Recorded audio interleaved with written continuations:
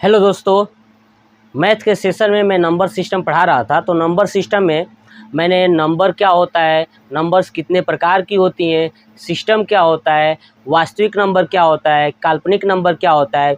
वास्तविक नंबर में मैंने 4-5 नंबर्स बताया था। पहला प्राकृतिक संख्या, पूर्ण संख्या और सम संख्या, विषम संख्या, और मैंने बताया था कि परिमेय संख्या और अपरिमेय संख्या। ये सभी संख्याएं मैं पढ़ा चुका था। ठीक है, अब हम लोग पढ़ने वाले हैं उसके आगे वाली संख्या। तो मैं इस लिख के पढ़ाऊंगा, ठीक है ना। तो ये संख्या पढ़ने वाले हैं, ठीक है। ये संख्या पढ़ते हैं भाज्य संख्या। कौन सी संख्या? भाज्य संख्या, यानी जिसको बोलते हैं, ठीक है, भाज्य संख्या।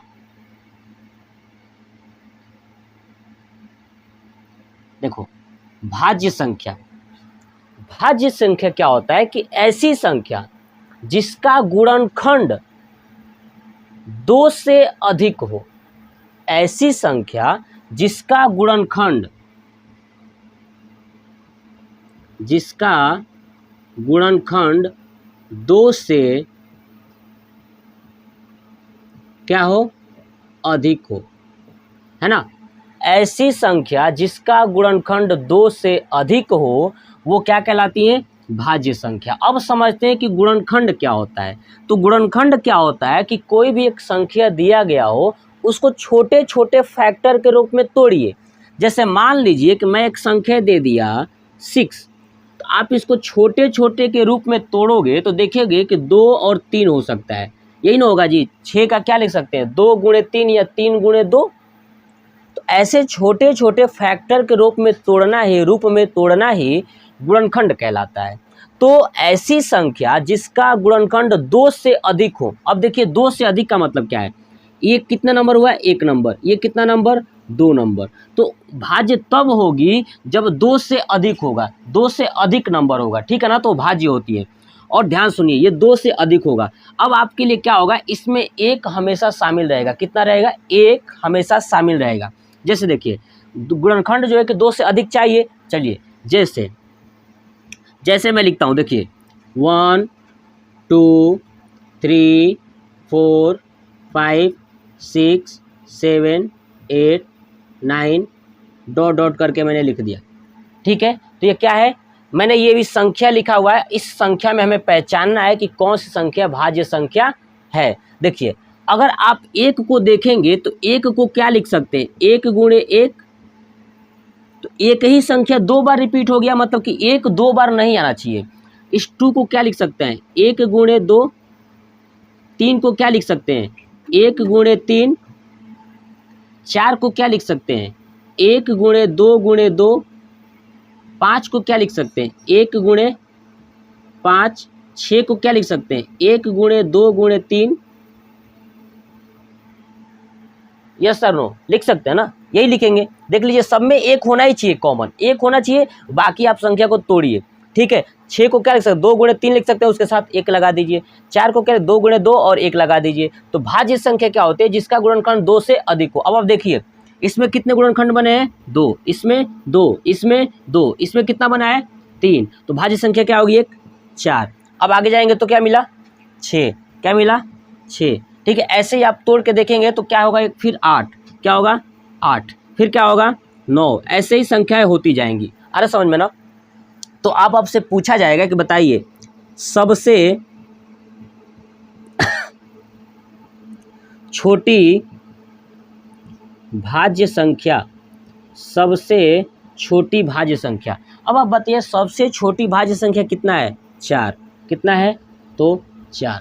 ठीक है, अब आपसे पूछा जाए कि सबसे छोटी समभाज्य संख्या, समभाज्य संख्या। तो अब बताइए, सम भी 4 है कि नहीं है?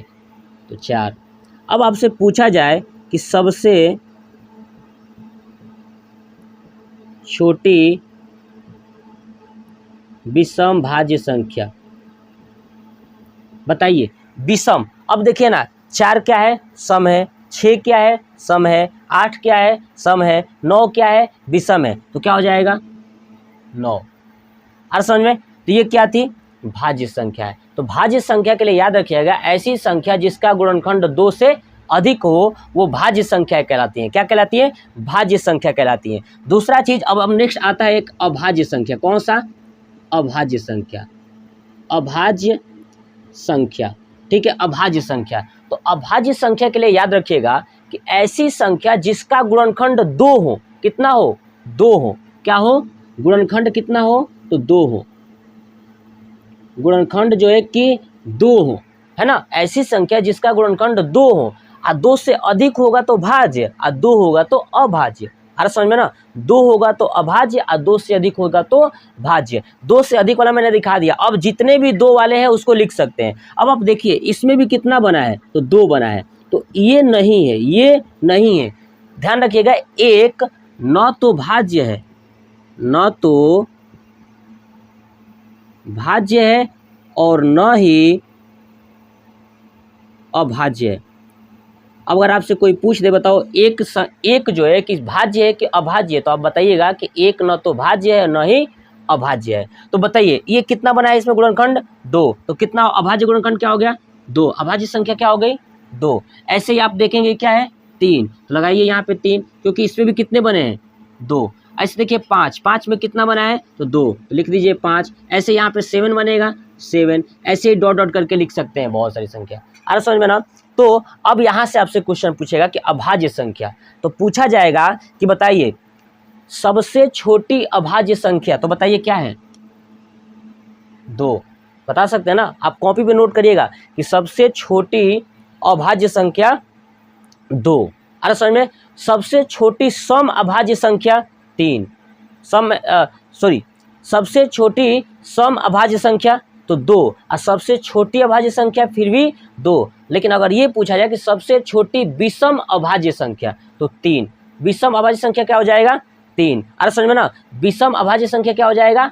तो 3। अब ऐसे ही पूछा जाएगा आपसे कि बताइए 1 से 50 तक कितनी अभाज्य है? तो ध्यान रखिएगा 15। 1 से 50 तक कितनी अभाज्य संख्या है? तो 15। ऐसे ही आप दूसरा याद रखिएगा कि 50 से 100 तक कितनी अभाज्य है? तो टोटल 10। कितनी है? तो 10। कितनी है? 10। उसके बाद आपसे पूछा जाए कि 1 से लेके 100 तक, देखिए 1 से 50 तक 15 था, 50 से लेके 100 तक 10 था, तो 1 से लेके 100 तक यानी कुल जोड़ दीजिए तो कितना होगा? 25। कितना हो जाएगा? तो 25। कितना हो जाएगा? 25। आ रहा समझ में? चलिए, तो ये क्या थी? अभाज्य संख्या। अभाज्य संख्या क्या होती है? ऐसी संख्या जिसका गुणनखंड 2 होता है, ठीक है ना, ये 2 फैक्टर होता है, जिसका गुणनखंड कितने फैक्टर में होते हैं? 2, उसे अभाज्य संख्या कहते हैं। अभाज्य संख्या की पहचान क्या है? ध्यान सुनिए, अभाज्य संख्या की पहचान अब कैसे अभाज्य संख्या की पहचान क्या है? देखिए, तो जो संख्या अभाज्य होगा ना, जो संख्या अभाज्य होगा वो एक नियम को फॉलो करेगा। कौन सा नियम? तो 6n ± 1। 6n ± 1 क्या फॉलो करेगा? 6n ± 1। आगे का कौन सा छोड़ के? तो देखिए 2 और 3 को छोड़कर, 2 और 3 को छोड़कर सब जो है कि 6n ± 1 का रूल फॉलो करते हैं। अरे समझ में ना, यानी ये संख्या अभाज्य संख्या होंगी। मतलब देखिए अभाज्य संख्या एक 5 है कि नहीं है? 5 भी क्या है? एक अभाज्य संख्या है। अब सोचिए कि 6n ± 1 अगर है तो 5 कैसे आया होगा? तो अब देखिए अगर n का मान मैं 1 रख दूं तो क्या होगा? 6 × 1 6, और ये प्लस माइनस में से कौन सा लें? माइनस अगर लेते हैं तो माइनस ये क्या होगा? -1। तो कितना आ जाएगा?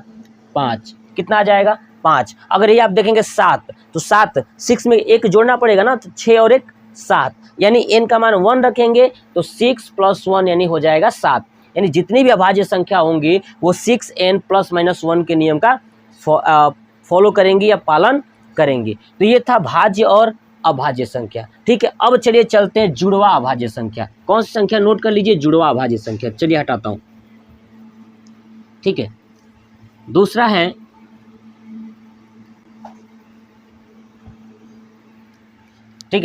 दूसरा है जुड़वा अभाज्य संख्या। जुड़वा अभाज्य संख्या, और एक और है सहअभाज्य।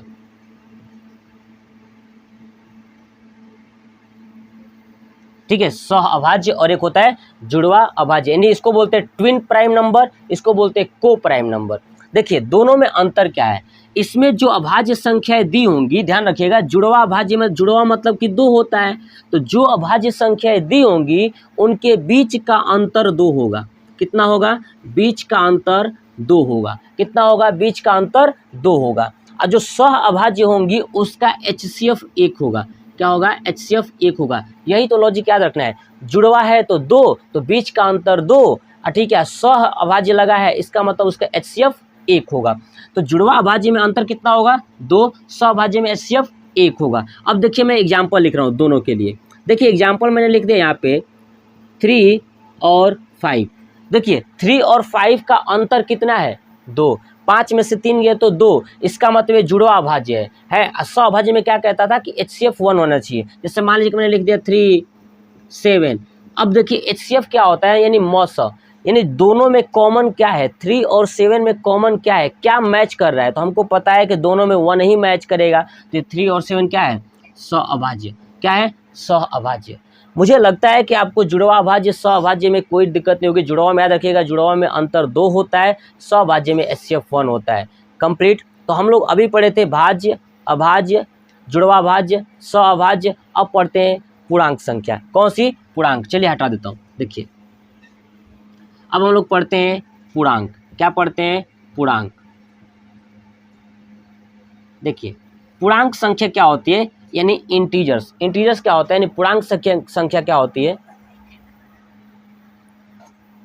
पूर्णांक संख्या क्या होती है कि जो इंटीजर्स होता है, याद रखिएगा कि ऐसी संख्या जो माइनस इनफाइनाइट से प्लस इनफाइनाइट तक लिखी जाती है ना। यानी माइनस इनफाइनाइट रहेगा तो उसके साथ साथ क्या रहेगा, तो माइनस। अब इनफाइनाइट के आगे चलेंगे तो सोचिए ना, ये डॉट डॉट करके आ रहा हूँ इधर, तो -5, -4, -3, -2, -1, और कहीं ना कहीं 0 होगा। 0 के बाद फिर 1 होगा, 1 2 3 डॉट डॉट करके इनफाइनाइट तक। यानी माइनस इनफाइनाइट से प्लस इनफाइनाइट तक जो संख्या प्रयुक्त होती हैं या लिखी जाती हैं वो सब पूर्णांक होते हैं। और पूर्णांक कितने प्रकार के होते हैं, तो 2 प्रकार के। एक होता है धनात्मक यानी पॉजिटिव इंटीजर्स, ठीक है, और दूसरा होता है ऋणात्मक, ठीक है, यानी निगेटिव इंटीजर्स, है ना। पॉजिटिव इंटीजर्स और निगेटिव इंटीजर्स यानी धनात्मक और ऋणात्मक। अब इसका मतलब क्या है, देखिए जो संख्याएं जहां से माइनस स्टार्ट है, दिख रहा है ना, ये -1 -2 -3 ऐसे करके स्टार्ट है, इसको बोलेंगे ऋणात्मक। क्या बोलेंगे? ऋणात्मक, यानी निगेटिव इंटीजर्स। और जो ये प्लस में स्टार्ट है 1 2 3 4, इसको बोलेंगे धनात्मक। क्या बोलेंगे? धनात्मक। और जब धनात्मक बोलेंगे तो धनात्मक वो इंटीजर्स है, ठीक है। तो अब आप देखिए कि बीच में 0 तो बच गया है। 0 क्या है फिर? तो 0 याद रखिएगा कि न तो ऋणात्मक है न ही धनात्मक है, क्या है? सिर्फ एक पूर्णांक है। 0 क्या है? एक पूर्णांक है। ये धनात्मक नहीं है और ऋणात्मक भी नहीं है, समझ में आ गया ना। यानी ऋणात्मक और धनात्मक दोनों नहीं है, तो है क्या ये तो याद रखिएगा सिर्फ क्या है? पूर्णांक है। क्या है ये? सिर्फ तो पूर्णांक है। ये क्या है? पूर्णांक है। तो ये समझ में आ गया कि आपको पूर्णांक क्या है। तो जो माइनस इनफाइनाइट से प्लस इनफाइनाइट तक होगी पूर्णांक 2 प्रकार के, धनात्मक और ऋणात्मक। जो धन में लिखा गया होगा धनात्मक, जो ऋण में लिखा होगा ऋणात्मक। 0 आता है बीच में, इसलिए वो केवल पूर्णांक है, न कि धनात्मक है न कि ऋणात्मक है। चलिए इसको हटाता हूँ। चलिए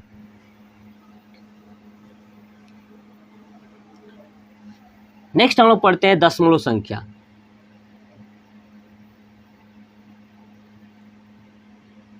कौन संख्या? दशमलव संख्या। देखिए ऐसी संख्या जिसे दशमलव के रूप में लिखा जाता है वो दशमलव संख्या कहलाती है। जो भी संख्या दशमलव के रूप में लिखा जाता है उसे क्या कहते हैं? दशमलव संख्या। जैसे मैं लिख रहा हूँ, ध्यान सुनिए। जैसे मैंने लिख दिया 4.95, फिर लिखा मैंने 4.959595 डॉट डॉट डॉट, फिर लिख सकता हूँ 4.1 2 3 4 5 6 ऐसे डॉट डॉट करके। देखिए दशमलव में यही 3 तरह की संख्या देखने को आपको मिलता है, इससे ज़्यादा कुछ नहीं मिलेगा। यही 3 संख्या मिलेंगी। एक संख्या वही, देखिए पहला क्या है कि संख्या खत्म हो जाएगा। दूसरा क्या है कि दशमलव के बाद वाली संख्या रिपीट होती जाएंगी। तीसरा क्या है कि दशमलव के बाद वाली संख्या रिपीट नहीं होगी और ख़त्म भी नहीं होगी। अरे समझ में ना। देखिए पहला खत्म हो गया होगा, दूसरा ख़त्म नहीं होगा और रिपीट होता जाएगा। तीसरा जो है कि ख़त्म भी नहीं होगा और रिपीट भी नहीं होगा। 3 कंडीशन बन सकता है दशमलव में। देखिए तो इस नंबर को बोलते हैं टर्मिनेटिंग, यानी जो ख़त्म हो जाए। क्या बोलते हैं? टर्मिनेटिंग। ठीक है, टर्मिनेटिंग, ये क्या बोलते हैं? टर्मिनेटिंग। ये नंबर क्या है? टर्मिनेटिंग। ठीक है, अब ये देखिए ये रिपीट हो रहा है ना, 95 95 95 ऐसे 95 95 पता नहीं कहाँ तक गया होगा, तो इसको बोलते हैं रिपीटिंग। क्या बोलते हैं?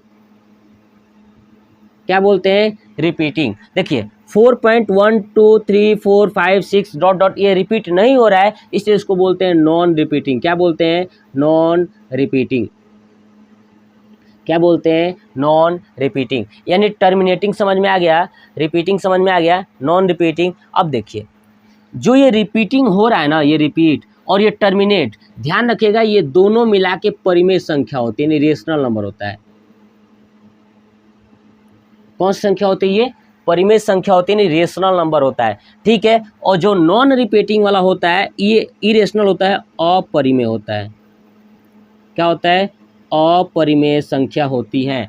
यानी जो टर्मिनेटिंग होता है, रिपीटिंग होता है, ये परिमेय संख्या होती है, और जो नॉन रिपीटिंग वाला होता है ये अपरिमेय संख्या होती है। अब आपको ये समझ में आया होगा परिमेय संख्या किसे बोलते हैं, तो आप जाइए पीछे वाला वीडियो देखिए, परिमेय संख्या मैं वहाँ पे बताऊँ कि परिमेय संख्या किसे कहते हैं। ठीक है, तो ये हो गया दशमलव संख्या। अब एक लास्ट बचा हुआ है संख्या, वो है परिपूर्ण संख्या, है ना। आप देखिएगा परिपूर्ण संख्या यानी परफेक्ट नंबर। चलिए इसको नोट कर लीजिए, हटाता हूं। देखिए अब जो बचा है वो कौन सा बचा है? तो परिपूर्ण संख्या। चलिए परिपूर्ण संख्या, है ना, परिपूर्ण संख्या। ठीक है, यही बचा हुआ है। देखिए परिपूर्ण संख्या क्या होती है, तो लिख देता हूं, ऐसी संख्या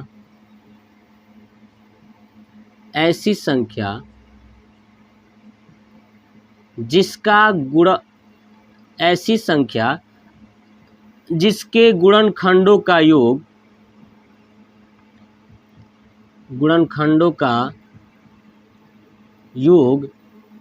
वही संख्या प्राप्त होती है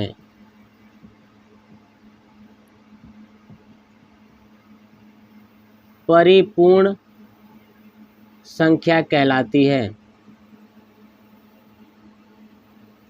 देखिए ऐसी संख्या जिसके गुणनखंडों का योग वही संख्या प्राप्त होती है परिपूर्ण संख्या कहलाती है। इसके लिए आपको 3 संख्या याद रखना है, एक 6, 28 और 496, है ना। 6, 28 और 496। देखिए जब आपसे पूछा जाए कि बताइए एक अंक का परिपूर्ण संख्या कौन सी है, तो 6, 2 अंक का 28, 3 अंक का 496। ठीक है, अब बात आती है कि कैसे बताइए कि ऐसी संख्या जिसके गुणनखंडों का योग वही संख्या प्राप्त होती है, तो कैसे इसका वही आंसर होगा। चलिए दिखाता हूँ। देखिए क्या मैं इस 6 को 1 × 2 × 3 लिख सकता हूँ कि नहीं? यानी 6 का गुणनखंड ये होगा, ऐसी संख्या जिसके गुणनखंडों का योग वही संख्या प्राप्त होती है। अब देखिए 6 का गुणनखंड 1 2 3 हो रहा है, तो इसको अगर जोड़ेंगे इसका योग तो फिर वही संख्या आ जाएगी। देखिए 1 + 2 + 3 यानी क्या हो गया? तो 6 हो गया। क्या हो गया? 6 हो गया। तो ये था परिपूर्ण संख्या, यानी टोटल नंबर सिस्टम की जितनी भी संख्याएं थी मैंने आपको A to Z बिल्कुल चुटकियों में सॉल्व करा दिया। अब आप बताइए कि कमेंट बॉक्स में कमेंट करके जितनी भी संख्याएं मैंने पढ़ाया था, एक फर्स्ट पार्ट मैंने अपलोड किया था, ये दूसरा पार्ट है, आपको ये कैसा लगा कमेंट बॉक्स में कमेंट करके ज़रूर बताइएगा। जय हिंद, जय भारत, वंदे मातरम।